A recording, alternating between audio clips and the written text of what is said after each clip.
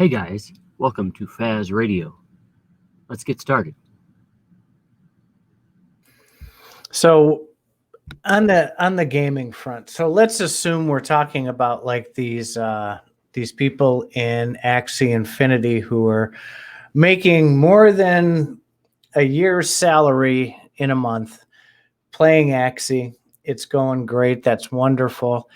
But you're talking about an economy where people earn $5 a day, and now in Axie they can make $30 a day. Now let's bring that back to the good old United States of America. So in order to replace your $200,000, $300,000 a year that you want to make for your family, you're going to have to be playing on a high-end platform, and you're going to have the money in order to set that up. So using Mirandus as, for lack of a better way to put it, people here would understand that. We understand it. You spend what, $60,000 on your town and or your village and all the associated things that are going to go with it. And then you're going to be a landlord. You're going to be a renter.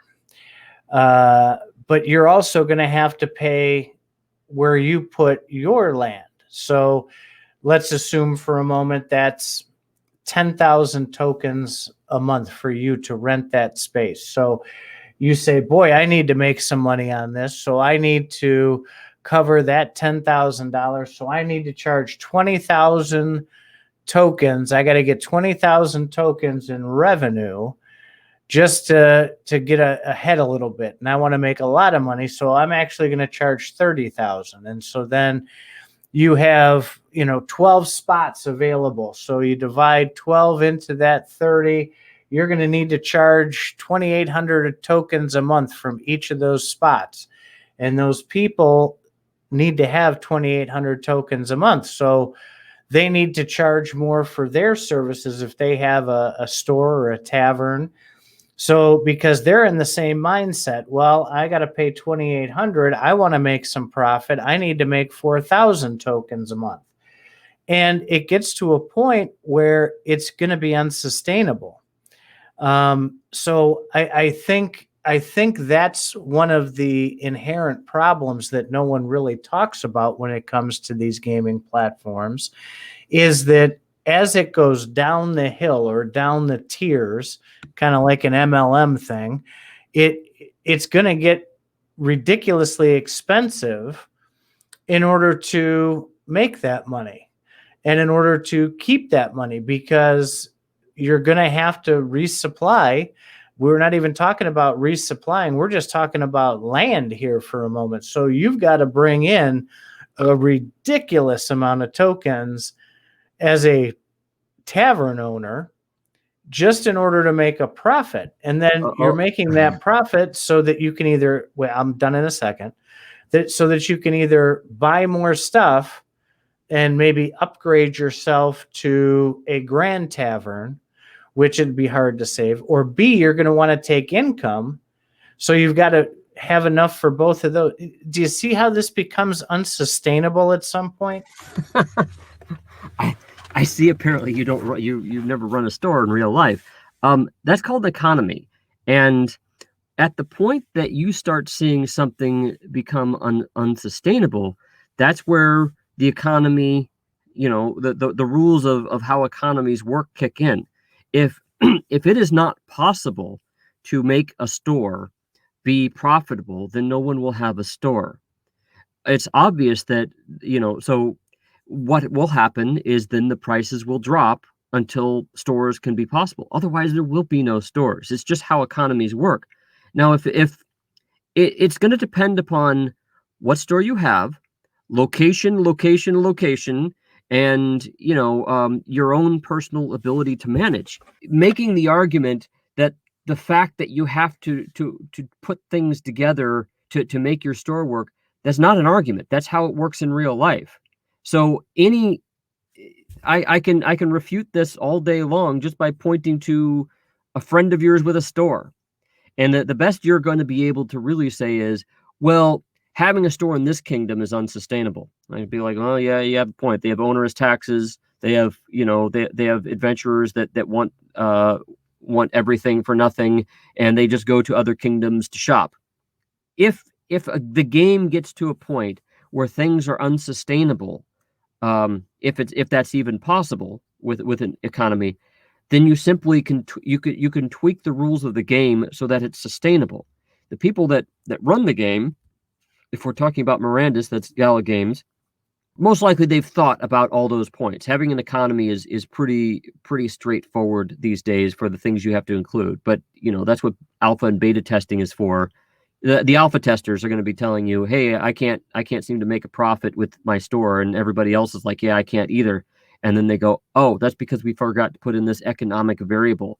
You should be able to loan people money, for example, or something like that. Now, I've bought, just to add on to this, I have personally bought a village in Mirandus and some shops, and my goal is to plop that down and make money with my village and shops. But it's also to play the game. I'm doing it now early in the development of the game because that helps fund the game.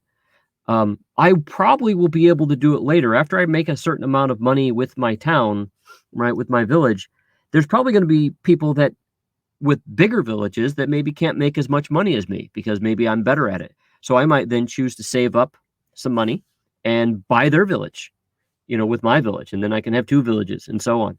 Yeah, these are all dilemmas in playing a complicated economy type of game like Mirandus. Axie Infinity, from what I understand, isn't like that. Now I'll be straight up and say I haven't played it. I believe it's just a fighting game to where you're increasing value of your little Pokemon dude. There's probably more than that, much more to it than that. But when you have a complicated economy, that's where alpha and beta tweaking come in. Yeah, sure. It's all part of the plan.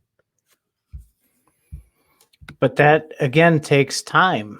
And it's people who are playing this game are only going to have a certain amount of time and a certain amount of patience. They're not, if they were going to take the time of being a real business owner, they would just go out and become a Sheets franchisee. They're not going to want that. People who aren't in your local area. Axie Infinity is simple because that's what players want. Sheets is a gas station chain. Just right. For people. There's watching at home. I think you're overestimating the amount of people who are going to want to be involved with something that complex. So from your I think I'm underestimating. You need to follow the gaming world a little bit more. I'm way underestimating. This is not complicated or rocket science. There's some games out there that will knock your socks off as to the level of detail. Right. But from your perspective, if you're just starting out in a game as a player, because all the land deeds are sold in Mirandus, most of the shops are sold. They'll have to get them secondhand, which will be really expensive. And in order for you to try and get to that level, the play to earn on that platform, I think, is for your more sophisticated, more wealthy people, and I think it'll do real well. I think what you're leaving out, leaving out a big part of Mirandus here that you left out a big part. You're only talking about towns and stores and so on. That is a very small part of the game. This is what the early not investors, but the early NFT buyers are getting in on. The 90% of the game is going to be grind. It's going to be adventurers going in and going through the caves, killing minotaurs, collecting their gold, taking the gold to the towns, and then exchanging that for bigger weapons so they can go out and kill more minotaurs or goblins or whatever. Most of the game is focused on the individual, not the villages. And you're seeing the reason that you're seeing the villages and the stores because they're focusing on the economy first. They're assuming, perhaps badly, they're assuming with their messaging that you understand that adventuring is the goal of this game. Going through a dark forest, having to deal with wolves in complete darkness, and fighting other people. That's the game. The game isn't stores, it's adventuring. And it's these stores and villages that before Mirandus were NPCs. You never had an economy. So they're taking a classic adventuring game, which is a game in and of itself, and uh, a just adding a layer, an economy layer where one never was before. So be careful when you predict the doom of something, because you need to make sure that you know all the features of the game. And 90% of Mirandus is the individual adventurer. That's part of it. You're right. The adventuring could be part of it. I want there to be fanboys. I do, because that's where I'm making my money. Mirandus, where it is right now, is like, when you're building a mall. You put a mall down and you put a bunch of stores in, and the mall is 90% of the engagement of a mall with all these stores is people shopping. People, you have hundreds of thousands of people a day running through this mall. If you ever were to make a mall into a game, it is the fact that you're a person in the mall going from place to place. How can I find the store that I want? How can I find the item that I want? That's most people's experience of a mall. Most people's experience of a mall is not running a store. That's actually a rare situation. I don't know very many people that have a store in a mall. Now, I might work in a store in a mall. That's more likely. Well, that's good. I'm sure you might be able to work in shops in Mirandus, or at least I'd hope that you would. But the vast majority of the experience of a mall is you attending a mall. And I think this is what certain people are not getting with this game is screw the towns, screw the villages, screw the stores. This is about you playing. And they're only focusing on the towns and villages because they're raising money. They want to build the game. That's it. And if you notice, now they've moved down from the land. They've moved down from the villages. Now they're moving down to these exemplars, which are, dedicated people dedicated types of people. And they're throwing some avatars in there for fun. After a while, you're going to start seeing them throwing out a lot of weapon NFTs. And the weapon NFTs are going to dwarf the town or the shop NFTs. There's going to be 10,000 different types of weapons you can get. They pretty much want to make it so that the game delivers you these weapons, but I'm sure that they'll have some special weapons that you can get before the game comes out. So that's what you're missing: the weapons, the armor, the shoes, the buffs. I mean, all sorts of stuff. That's going to outnumber the towns like the stars to the world, like stars in the sky. There's going to be so many weapons and armor and giga and crap that you can get. So how does that fit into the play to earn? I mean, if selling weapons, buying it, whenever they talk about play to earn with Mirandus, they're not talking about towns and villages and shops. They keep talking about if you get a special sword, you can keep the sword. If you get it, or if you don't want to keep the sword, you can sell the sword. No, look, I'm not an idiot. I know that. But I'm saying we're talking about play to earn, replacing income. How are you going to do that by selling a sword for 150 Gala? Oh my God. Well, you just came up with that price. I mean, if you get good at finding rare swords in Mirandus, if you get good and you grind and you spend 10 hours a day doing it, yes. Yeah, there you go. I mean, right. It's the people I don't who think people are gonna do that. There are going to be some people that are better than others. I've played enough games to find out that even when you start playing a game, some people are just darn good from the beginning because they understand the concept. And so, yeah, totally. They're going to get in there and they're going to find all those swords, or they're going to find out that they're going to know the right type of the bad guy to kill to get all the loot, and they're going to make a lot of money from it. But then they're going to leave that adventurer mentality after a while because they're going to want to buy themselves a shop and settle down and have a shop and worry about stocking a shop. And then maybe after they get a number of shops, maybe they'll want to buy their own town and move up from there.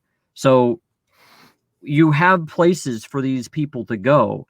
And, you know, the sky's the limit. Meanwhile, the people who are putting together Mirandus are seeing that, boy, people have just about conquered our land game. We should start, you know, having people go out to sea, or people finding things in the sky, or other planets, or so on. And so I could see them expanding these mechanics if they ever run out.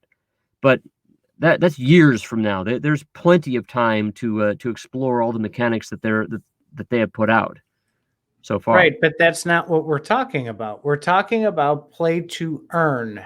That is a income replacement. We're not talking about gameplay. We're not talking about adventuring. Gameplay is how you earn. Okay, so that's what I'm trying to get across to you. 150 Gala at a time, you're not going to be earning very much money. Well, you made that up. We don't know how much it's going to be. However, if it was, yeah, then you'd be earning at 150 Gala at a time, and eventually, given enough time, you'd be able to make a lot of money. You know, just like that video, which I should probably post with the Faz radio, that we saw about Filipinos playing Axie Infinity. You know, some of those people were saying we're making $5 a day. Other people were saying that they're making $20 a day. You know, some people said that they're just not that good, but they play anyway. So but that's in a different economy. $5 a day is a day's pay. What are you going to have to do in a game like Myst or Mirandus to get a day's pay, which is a couple $100, right? You're making an assumption that people can gain their entire income by playing one game. But so again, we go back to time. You're going to have to play multiple games to get that diversification going. And how long does it take? Why not just have a part-time job and then one of these games, because they would supplement, you know, the part-time job would supplement this. Why can't you mix and match? Why does it always all have to be on the computer? It doesn't, but most of these platforms don't have mobile options right now. Well, not even in the close future. Right now. Yeah, sure. Eventually they will. That's easy. Right. So if you're playing to earn, and we're talking about earning substantially, that's going to be very difficult to do on these higher end games. And that is my concern. Now, I mean, that is my concern, because you're not you, but the model and the marketing on these games and these articles, like this Philippines article, make it sound like it's so easy to just go out and replace your income and earn 4 times your annual salary if you just play to earn. No, that YouTube video that we have here is not saying that you can use it to replace your entire income. They've said that basically it gives them a way to make some money. That's all it really says. Here's a way to make some money. And it's been really helpful during the pandemic because we've had no jobs. Now, the people that they did mention, some people that bought a whole bunch of expensive Axies and rented them out. Well, gee, I'd like to do that with Mirandus. I have a village and I have some shops. I'd certainly like to rent those out to people. And since I supported in the beginning, when the game finally comes out, they might be to get to the point where they're too expensive for anybody to buy, so I rent them out. So I might make that a business, just like those creative Filipinos do. But you were guiding me away from that. You said, forget all that stuff. We're talking about the grinder players. Well, those grinder players, how are they going to make enough money to do it even as a part-time gig? You have a baked-in assumption to that argument that you're making, that it has to replace their job 100%. No, I just said to even make a decent amount of money. Define decent. $50 a day. $50 a day. So let's say $5 a day, because that's what they're saying that that older guy in the video is making in the Philippines. $5 a day is times that by 30 days in a month. He's able to afford his medicines. So now I don't think he's playing all day. He said he's playing, you know, while he's minding his real store. So makes sense to me. I mean, if you can make some money, there's been no inherent promise in the video or in what I'm saying as to how much money you can make. Only that you can make it.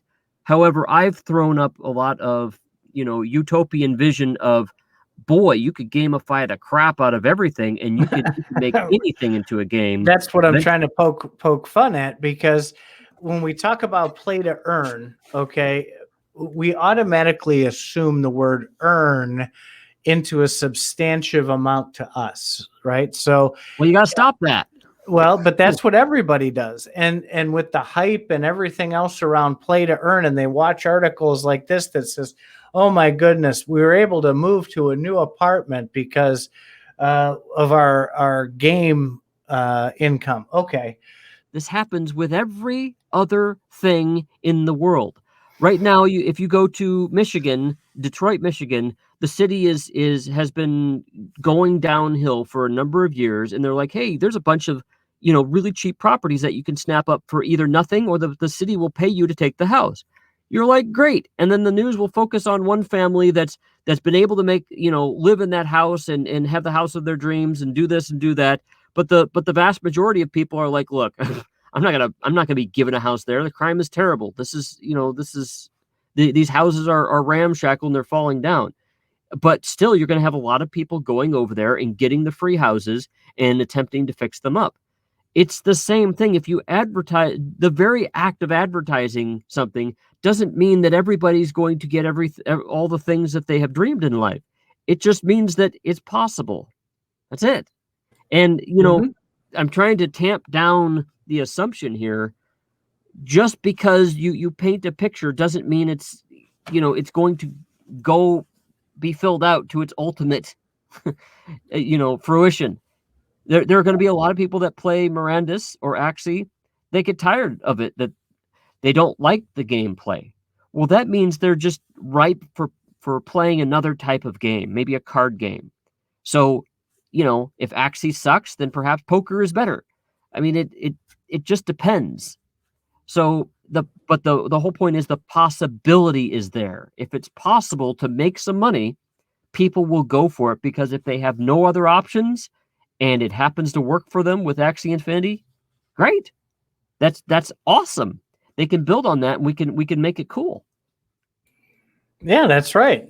I just don't want unrealistic expectations to be the norm, because Should there be a law I don't think it will be. Get people's expectations down, maybe a warning label on the side of the package?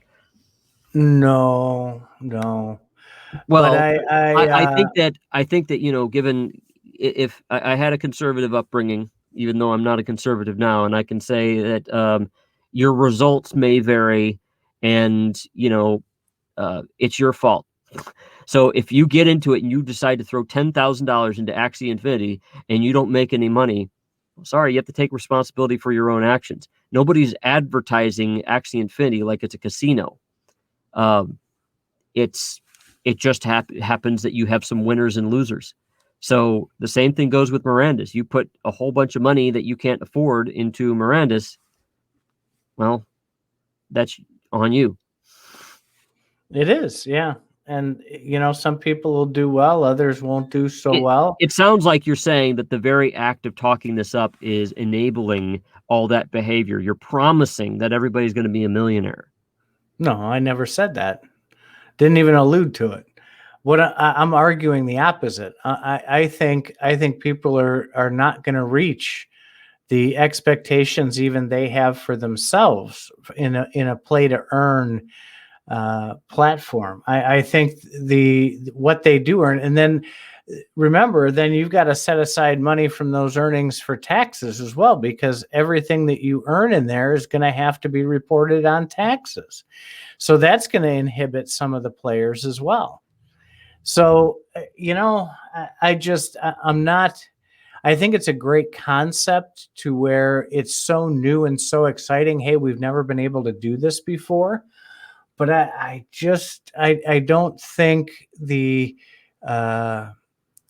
hype around it is as big as it's made out to be. I think my thought is, if you build it, they will come. Well, yeah, I If you want have a game, fanboys. I want fanboys jumping off of bridges to get into yeah, this and if because a I lot will of people buy play this game, $200 avatars all day long and resell them to the fanboys for and if a 800 lot of bucks. people play this game, then you're gonna find that your tax person or your tax website like Coinly is gonna say, give me your Axie password and I will go in and figure out your taxes. Come on. Tell me that's not going to happen. They do it with exchanges right now. Set up an API, give me a password. Well, you could easily do the same thing with a game because all the game is a wallet. In fact, you don't even need an API with a password unless it's a game hosted wallet. If it's using your regular wallet, Coinly or other tax websites will already be able to figure out your taxes. So what's the problem? What I'm hearing is you're saying, I don't understand how this works. I'm afraid of all this detail. People will come and help you with that detail. That's how people make money in this economy. So yes, let it be complicated. Let it be complicated as fuck. There's going to be other people that there's money to be made in making things less complicated. Well, and as usual, you assume wrong. I'm not afraid of anything. I think that there's just a lot of things people need to realize going into it. I'm not saying they can't figure out their taxes. I'm saying they're going to use Coinly to do it and realize that they have $1,500 that they have to claim on their taxes, and that's not going to make them real happy because they've probably already spent that money on, like you were saying, their medication or whatever else. So there's other things associated with it. I think that it's a great opportunity. I think it's something that a lot of people will do, but I don't think it'll be anywhere near the level that everybody's anticipating. Okay, guys, we're going to have to cut this one right here. We've kind of gone over, and we're going to do the rest of this at a future time, either in a few days or next week. Depends on when I get things edited. That's it for now. Signing off.